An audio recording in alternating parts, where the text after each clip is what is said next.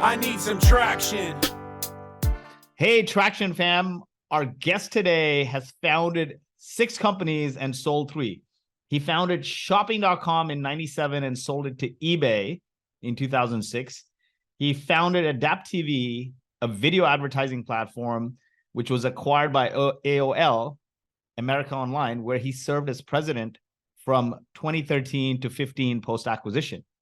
He also founded Toukee, an AI and voice technology company, which was acquired out of stealth by LogMeIn. And during the pandemic, his virtual guitar lessons hit a snag, which led him to recently start Switchboard, a collaborative digital workspace that bridges the gap between in-person magic and remote tools. What an impressive background. Welcome to Traction, Amir. How you doing? Thank you so much. You're too kind. I just do what I love, and as you can tell, doing it over many years. You know, a lot of people treat startup building like an experiment, right? But building companies or doing anything is part passion and part data, like part love and part data. I always tell people when passion meets profession, you can become Michael Jackson, and it feels like you bring a lot of passion to it. I want to start with the guitar lessons. Were you always a musician, or what led you to take virtual guitar lessons during the pandemic? You were bored? What was going on?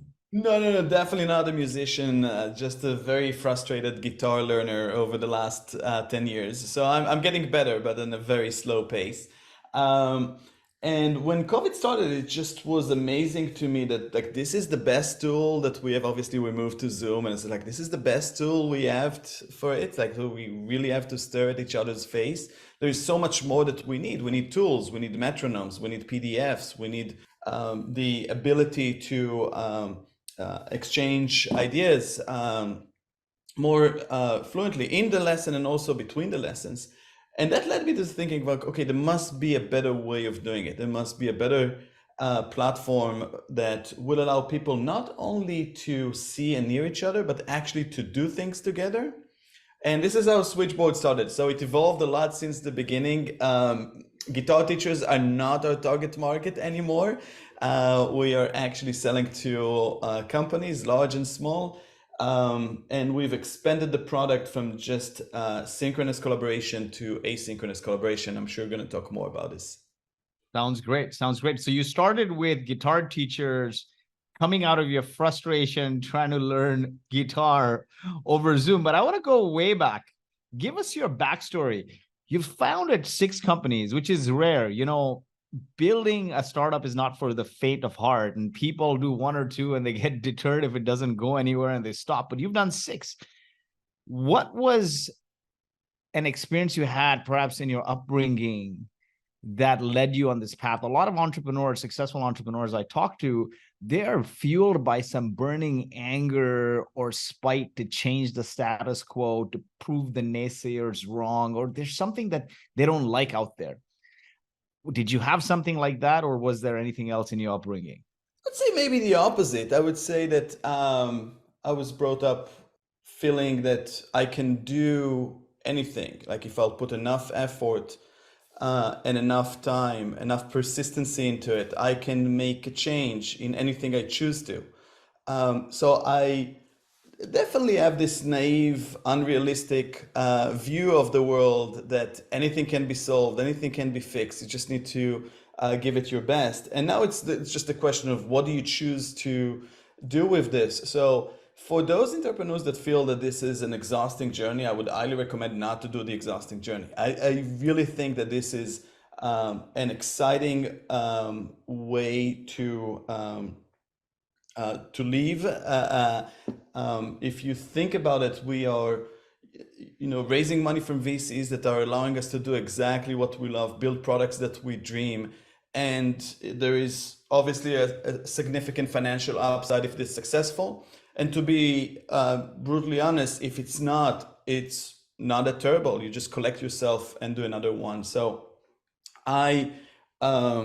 if I go back to to honestly every single company I started, it started out of frustration, out of something that I thought should exist in the world and doesn't, all the way back from shopping.com when I felt it's crazy that you have to visit side by side in order to find the best price for something. So when there is a problem, when the technology is not obvious, and when you can gather a team of great people that will work with you, it just has all the ingredients for really a fascinating journey. And sometimes they end well, sometimes they don't, but they're always very exciting emotionally, intellectually. So I just committed to keep building things that I think should exist in the world. Fantastic. But you did say something. There were things that upset you that you believed should have existed in the world and that drove you on that journey. But after 3 exits, what keeps you going? I think the most stupid thing is to stop to do what you love doing because you can. Like, our time on this planet is limited, and I think that every minute and every week should be spent, with intention. And if you think about the alternative of doing it, I just can't find anything else that will get me, the fire in the belly, the way that building new things does. Definitely. I think that is the key thing. And I said that earlier, when passion meets profession, you become Michael Jackson. But then how do you stay balanced between running your company and your personal life, right? Your company is not your life. And I've made that mistake, ran for 10 years, built a couple of failures, then did well with one company. And then when I left the day-to-day of the company, I ended up depressed because I felt like I built my identity around this company. And then all of a sudden, yes, I came into lots of money, but I felt I lost my tribe. And, I had put my personal life with my wife and kids and health, everything on the back burner. And I suddenly face planted. So how do you balance that? I think that sometimes people fall, and I've done it myself, into the trap of mixing what you do with who you are. And it's not the same. I'm an entrepreneur, but entrepreneur is not the only thing I am. So it's important to keep that in perspective. It's important also to know that you basically took on a game with the odds against you, that most startups fail, that you are against some big companies and big forces and 1,000 other amazing entrepreneurs that are competing for the same thing. It's absolutely fine to focus on this as a game. Like, I'm very competitive. It's very important for me to win the games I play, but it's a game I play and it's not everything I am. Definitely. I like that answer, because you know what? A lot of entrepreneurs don't think that way. The company becomes their life and they run, and they eventually burn out. And I've come to realize that life and business is a marathon, not a sprint. And if you sprint a marathon, you eventually burn out or die. So that's good. And the truth is that you need a lot of support, like to run for long, like support from your spouse, suppose your family, suppose if you're friends. So burning all of those bridges for one presentation or one board meeting, or it's just stupid. Like, you need to maintain it all. Definitely. Now, you've had 3 exits. What happened to the other 3 that didn't exit? Did you end up shutting down? Well, 2 are active, a company called Proactive and a company called Switchboard. We can talk about both. And one completely failed, and that's uncommon. Definitely. It's not uncommon to fail. It just was the name of the company, Uncommon. Uncommon. I love that. That's a tongue in cheek. Now, when is the right time to sell? A lot of people just run, right? Is it a revenue? Is it a personal goal? When do you think it's the right time to sell and move on? I think the right time to sell is that when you see a clear glass ceiling on what this company can be. And I think it happened to me very clearly in 2 companies. So shopping.com, it was clear that Amazon is going to be the big winner in e-commerce. It was clear that people are not interested as much in comparison shopping because they trust Amazon so much to give them maybe not the best deal, but a very fair deal, and it will arrive on time and you can return. So no need for comparison shopping the way there was a need when the world was a lot more fragmented from an e-commerce point of view. So when you see this glass ceiling, It doesn't mean that you look for a seller immediately, but it's something that you need to start and think about. Like there is a limit on what you can do, and the wind has changed direction, and now you are fighting against it. With the other company, Adapt TV, we did what's called programmatic advertising. We build a platform for video advertising for buyers and sellers. It's basically applying everything that we learned in e-commerce for the buying and selling of video ads. And what's very important in programmatic advertising is data. And it was clear that Facebook and Google has really an unfair advantage when it comes to data and the way they can apply it to advertising. So again, we were just about to go public when we got an offer from AOL, and we decided to take the offer because long term we were concerned about the data advantage of Facebook and Google. Makes sense.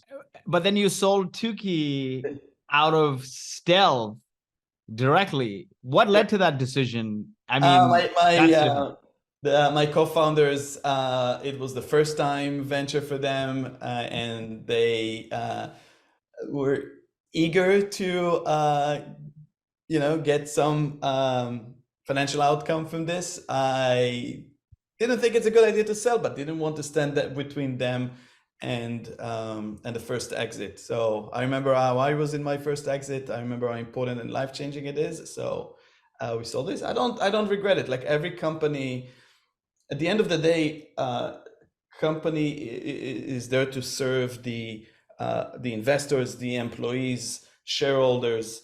And Toukee has done this like the two other companies. So I'm very proud of this. Definitely. Founder alignment is one of the key things. I think like great companies are built on great alignment. If there is no alignment, then even if you probably stuck around, there must have been some regret if you forced them to stick around versus them wanting an exit. But now post this adaptive exit to AOL, you became its president from 2013 to 2015. That's a departure from repeatedly doing startups to now working in this large enterprise. What were some significant challenges you faced in that role, and how did you navigate them? Because, man, it's different. Yeah, so first of all, just to be accurate, I was the president of like the advertising business there. When I was younger and more naive, I thought that I can, as I told, fix anything, build anything. And every time I was acquired by a large company, you immediately see ways to improve inside a company like eBay or AOL. It's like in terms of strategy, in terms of some business units and so on. And I go with all the passion and to say, I'm going to fix it, just to realize a few months later that it's a lot more difficult than actually building a company. And I think that I'm just a lot more effective as a startup entrepreneur than I am as a large company executive.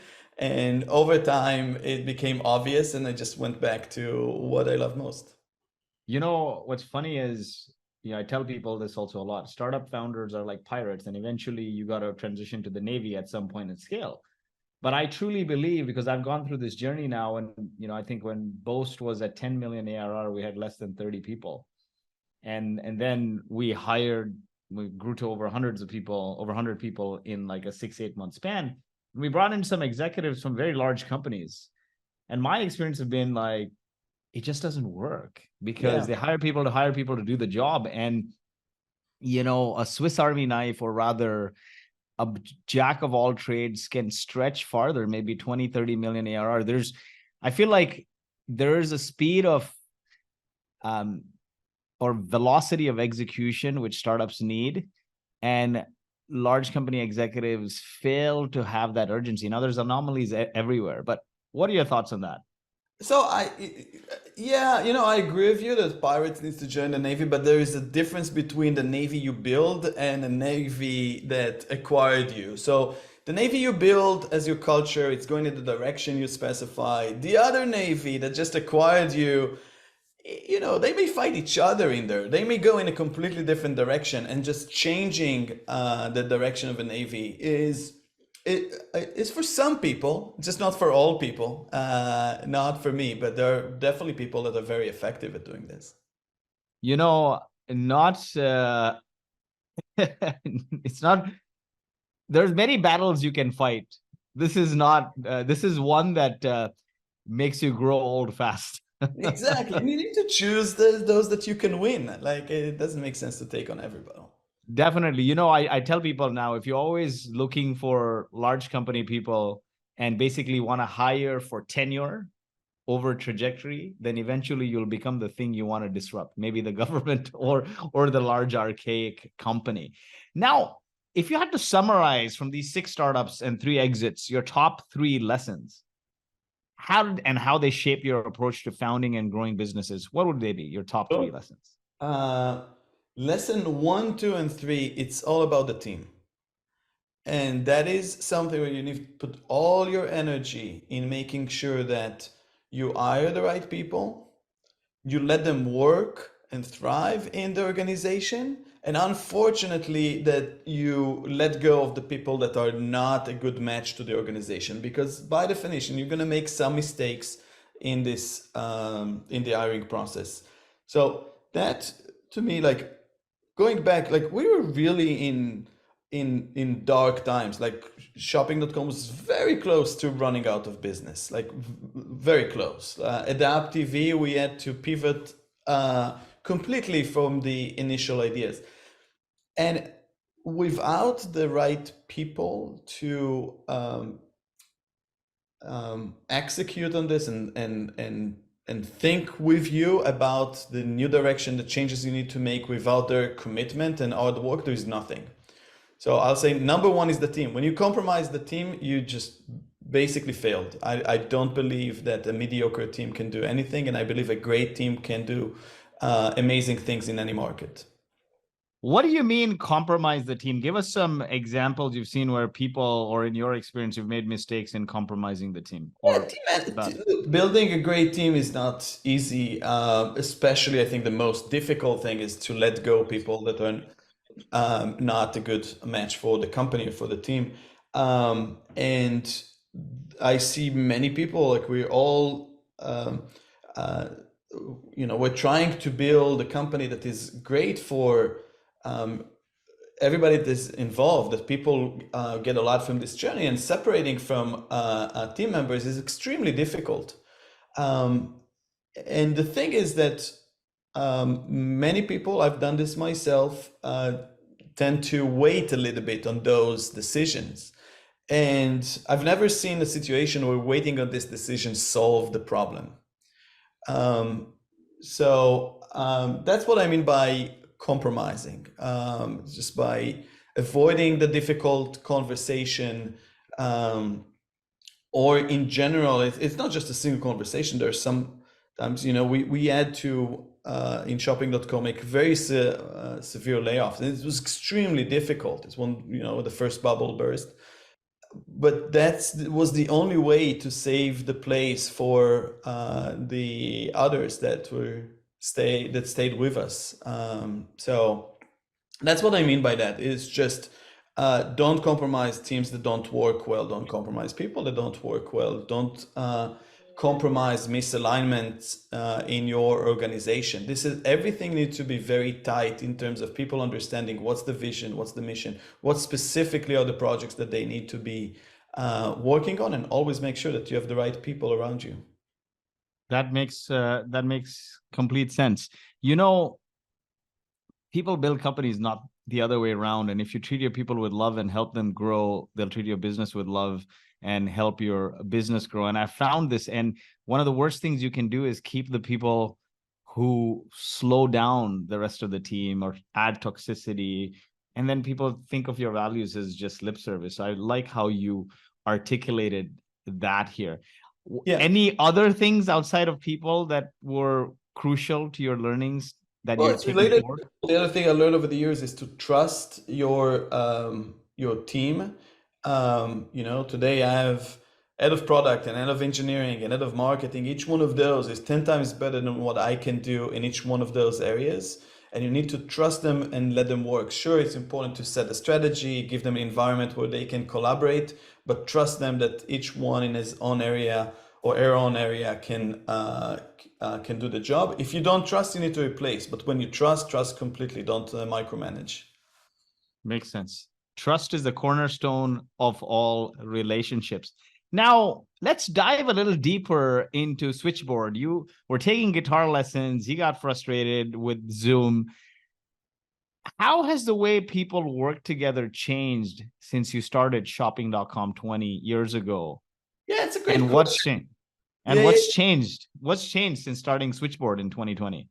Yeah, I never wanted to be this old guy that can give you a historical perspective on an industry, but here I am.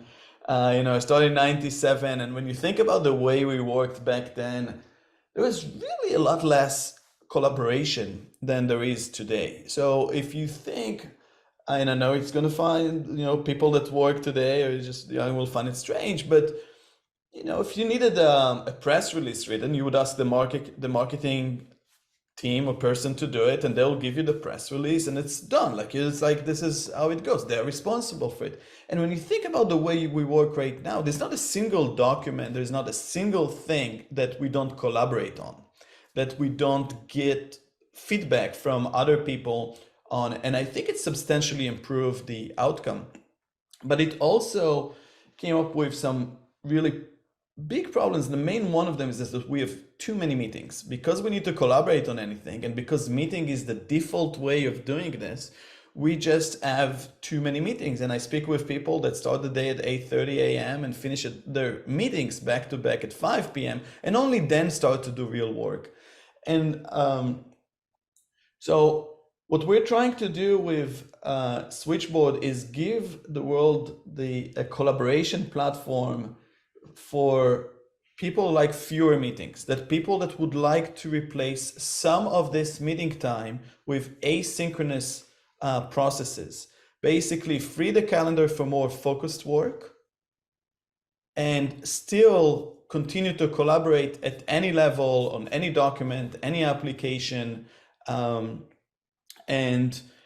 So going back to the historical, if you look at the timeline, I think there was the non-collaborative time. You can think about like Microsoft Word individual files that we were just sending to each other and naming them final 2 and so on.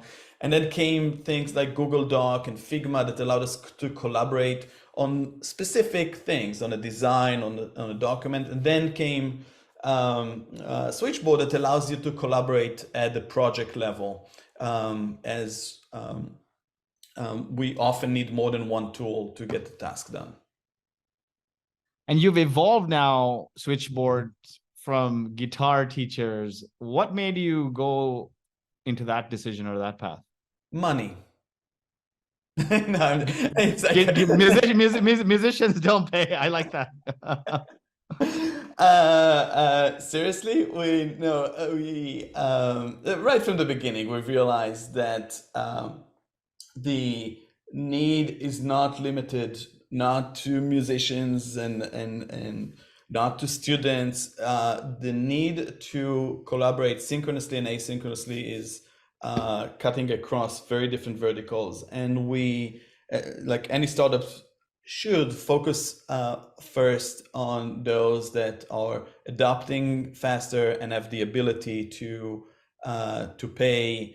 But we still maintain a free plan that anyone can join, and we still have many students and teachers that are using it on a daily basis. So it's just from a business perspective, we focus on companies and not teachers anymore.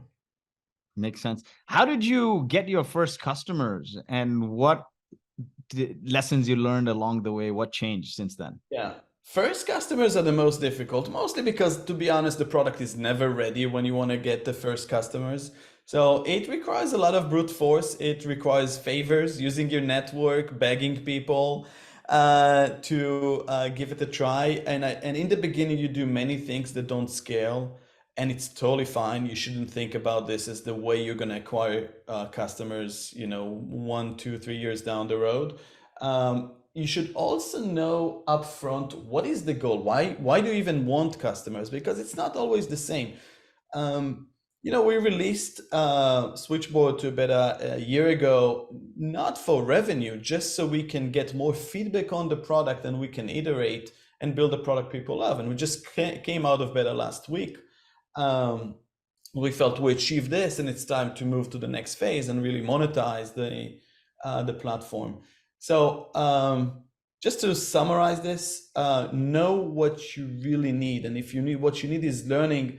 It's important that you will get people from the segment that you target and you actually want to learn about. Makes sense. And, you were intentional about targeting guitar teachers, and then you leveled up from there. I think it's really important to start small and niche down and make it perfect for a few people. But from a product perspective, now that you're targeting beyond that, did it change the product in any way? How do you think about it?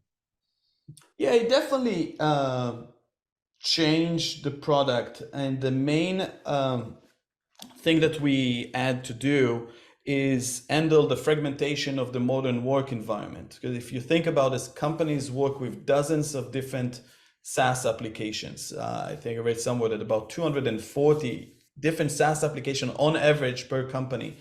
And to handle this fragmented environment, and if you want a collaboration platform that will allow you to use the same tools you know and love, we had to develop the technology that will allow you very quickly to bring any tool. No integration required. Even internally developed tools you can just drop on Switchboard and work with. So I think that was the main thing, and what was still a very significant effort of development to make it work seamlessly with any kind of applications organizations use. Definitely. Now, in terms of like changing that customer base, right, going from the guitar teachers to a wider audience, what were some challenges in doing that, and how did you overcome them? Yeah, I think the main challenge, and I think it also goes back to something I learned over the year, is that sometimes you have a product that is better than the status quo. It's better than Zoom, or in the case of Uncommon, was better than LinkedIn, but you still find it very difficult and slow to penetrate because people are very used to the way they work. So what I've learned is that different is better than better. Don't be better than anything, be different, and be able to speak very quickly and very clearly about what is different, what is the thing that only your product can do in the world. And that, from my experience, is the only way to cut through the noise that is out there in the market. Certainly.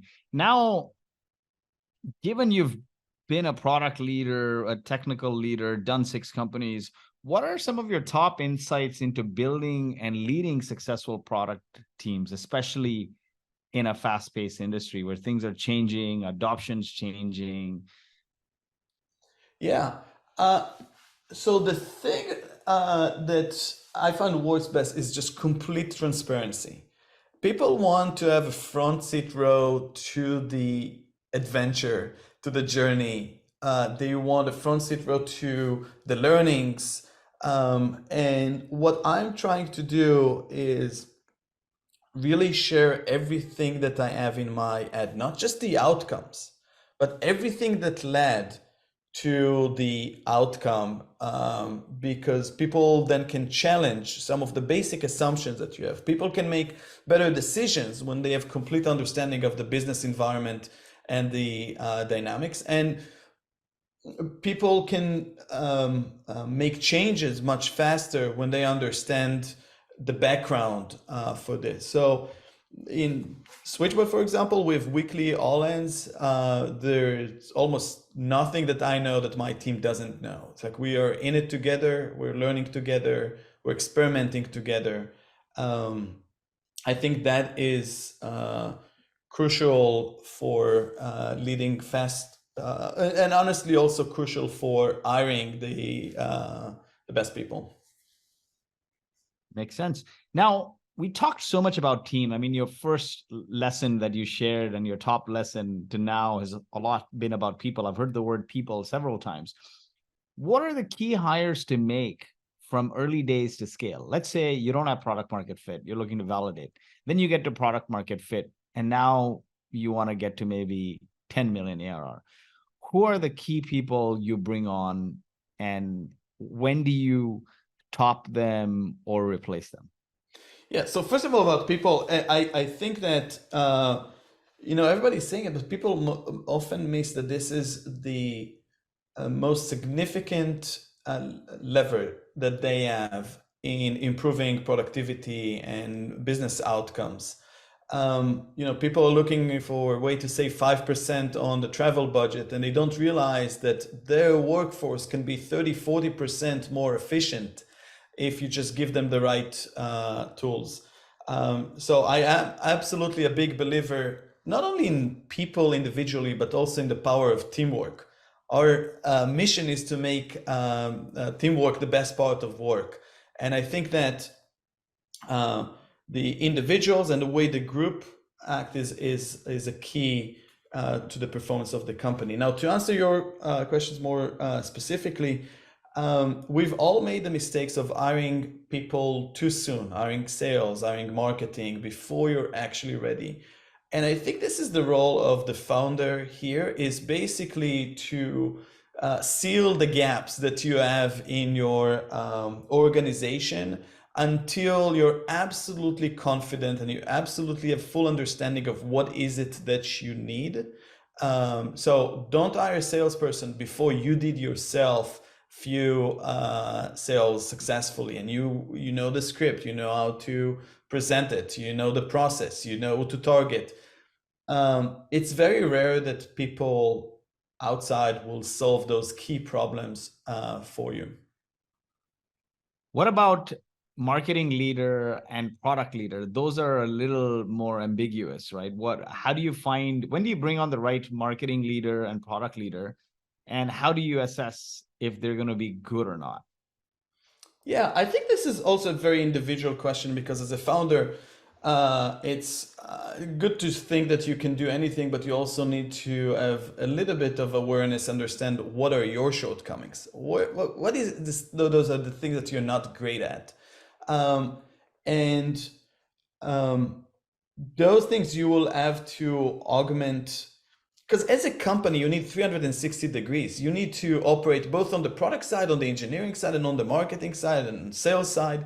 You need 360 degrees. So the question is like, what subset of this is covered by your team? What is the urgency of the rest of it? And then where do you want the company to be 6 months from now? You always plan, you act now for the company that you want to have 6 months or a year from now. So the bottom line is that it all sounds very planned and so on, but to be honest with you, I have one more rule, is never to pass on exceptional talent. So with all of this in mind, when I find people that are truly exceptional what they do, and then it's very difficult for me to pass on asking them to join the company. What is it? How do you define exceptional talent? How do I define exceptional? At the end of the day, we're looking for impact. Like when I go in my virtual Switchboard office and I look at people, and I want to see the impact of every single person on the product, on the business. And I think exceptional people bring exceptional impact, and they do it in different ways. Some people will do it in the culture that they bring to the company, and some people are going to bring it in unique technical skills, and some people will bring it in attention to details. But at the end of the day, it all translates to massive impact. Certainly, massive impact. I tell people this as well, that if you chase money, you make short-term decisions. If you chase power, you destroy relationships. Focus on impact and you'll build something lasting. But like, are there specific interview questions or something in their history? Like, how do you assess? Because it's very hard, and I've made so many hiring mistakes. So I'm curious, what are some 2 or 3 tips you have to assess? I'm trying to move from the interview phase to actually a work together phase as quickly as possible. Like if you can start and work as consultant with people, that's fantastic. But even in the what's called interview, I'm trying to make it very real and discuss problems, like real problems that this person will have to face if they join the company. So I'm trying to make people feel very good, very relaxed, and collaborate with me on real, work problems. The other thing, just to be honest, is that at the end of the day, you will need to fix hiring mistakes very quickly. So I have a 90 days review on every new hire with the manager, and we're trying to make sure that, if we made hiring mistakes, we also fix it. Makes sense. Makes complete sense. Now, if you had to look back in your most successful companies, maybe in the earliest days or somewhere in between post product market fit, let's say post product market fit, was there a single role you filled that became a step change, a trajectory change for your company? Yeah, I think that product market fit quickly puts pressure on your operations. There's just more customers, more business, more deals to be made. And I find that one of the quick hires that you have to make after product market fit is really a strong maybe it's just to augment my shortcomings, but really have like a strong operations leader that can ride this rocket ship that you have. So I made it with a president hire at Adapt TV, and that helped us to scale from no revenue to 300 million of revenue over a few years. And I think this is evolution that some founders miss. They think that they'll be able to handle the same kind of business with the same post product market fit business with the same team, and it rarely works. Like there are certain skills that you need pre product market fit, like experimenting very quickly, and there are different skills that you need post product market fit, like operation excellence and sales. Makes sense. Now, how do you keep people energized through the lows, especially when you're not in the room? I mean, it's been tough times in the last year or so. Yeah, look, many people find the highs and the lows in a startup brutal, like just too much. This roller coaster is exhausting, and I think that our role as leaders is to really reduce the fluctuations in emotional drama.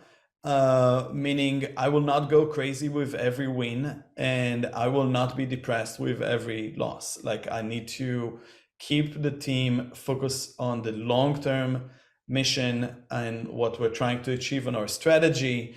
And there's not a single win that is building a business, and there's not a single loss that will kill the business. It's just, you need to go through that. So I think giving this kind of perspective to the team is very helpful. Certainly. Now, as you look back, what was the lowest point in your lifetime career-wise, and how did you navigate it? Oh, so many of them. Low points. Realizing when, in 2000, when a bubble burst, that our structure is not sustainable, that we have 300 people and we don't have the revenue to justify it, and the markets for raising money are going to be closed for a while, and the need to very quickly build a plan of how to recover from this and turn the company profitable. That was one. Definitely an uncommon, the company that failed, going through multiple pivots and trying to find a product market fit not successfully was very painful. And how do I navigate through this? I cry a lot. No, I'm just joking. I try to stay focused on what the company needs. I'm trying to stick to the fundamentals that will make the business successful. So talking with customers, for example, is a good way to use your energy to learn about, okay, where do we stand? What do we need to change? And so on. And to be honest with you, I get a lot of comfort and energy from just sharing everything with the team. And it's just like, we're in it together. It's not something that I have to face alone. I have a team, and they're with me when we win, and they're with me when we lose, and we will continue together. Win together, lose together, and keep riding along. I mean, that's the thing, right? If you want to go fast, you go alone. If you want to go far, you go with a team. Now, as we close out, what was one decision you made that you consider pivotal to the success of any of your ventures? In any company, there are, multiple of those. So it's hard to put the finger on one. I think in Adaptive, we started with a very cool idea of analyzing video and audio to place contextually relevant ads. And we really fell in love with the technology and doing it, but we've just seen that the business is so inefficient in the way it actually transacts advertising deals, that clearly the much bigger opportunity is to fix the core, fix the way ads are being bought and sold. So putting aside the cool technology, the artificial intelligence to build the core of what the market actually needs, I think was a very important decision that we made. And like many entrepreneurs, I'm a technology geek. I love the tech, but you need to remember that customers are first, real needs are first, and then cool technology. Certainly. Awesome. And where can we find you? Where can we follow your wisdom? You can find me in the best social networks. You can find me on LinkedIn, sometimes on Twitter. Amir Ashkenazi, switchboard.app, Amir@switchboard.app if you want to email me directly. And thank you so much. That was a lot of fun. Fantastic. Looking forward to posting this in the coming weeks. Wishing you great success. Another massive exit in the coming years to follow. Take care, Amir. Thank you so much.